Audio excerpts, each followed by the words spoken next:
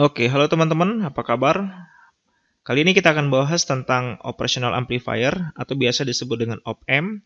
Pada video kali ini, saya akan mulai dengan mind map ya, agar teman-teman punya gambaran apa yang akan kita pelajari pada topik ini. Nah, yang pertama itu kita akan bahas ya tentang apa sih op-amp itu? Ya, kalau teman-teman lihat di sini saya punya gambar ya. Ini yang disebut dengan IC ya, Integrated Circuit. Biasanya sih IC 741.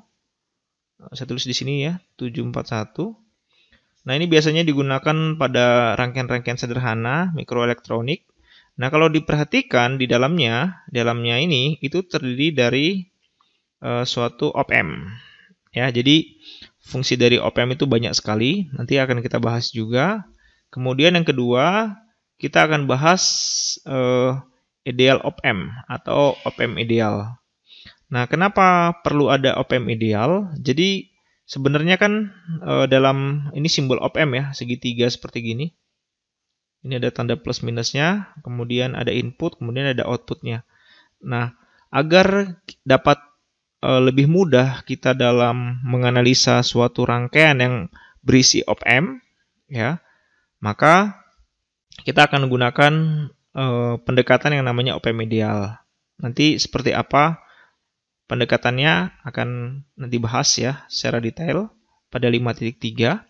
Kemudian di 5.4 kita akan membahas apa yang disebut dengan inverting amplifier. Maksudnya inverting itu invert atau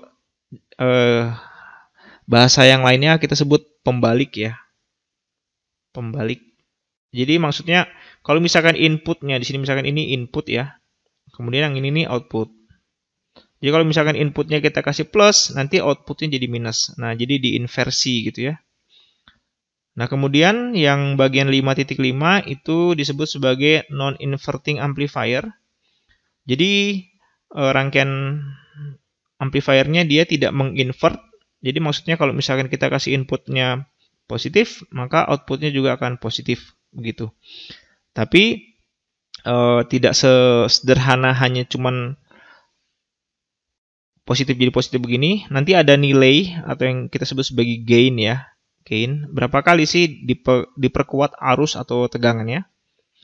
Kemudian kita akan bicara tentang summing amplifier. Summing itu penjumlahan ya. Jadi beberapa input